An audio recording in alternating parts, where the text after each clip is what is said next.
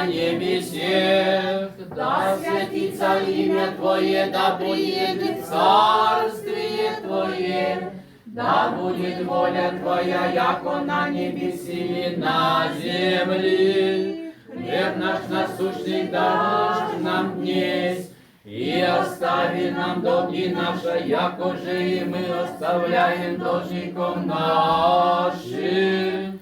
И не веди нас во искушение, но избави нас от лукавого.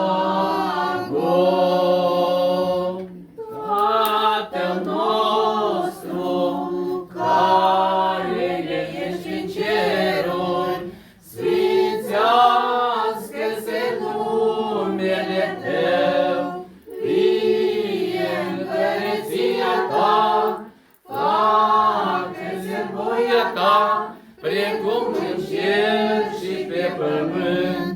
Pâinea noastră, cea de-a pururea, dă-ne-o nouă astăzi și ne iartă nouă greșalele noastre, precum și noi iertăm greșiților noștri.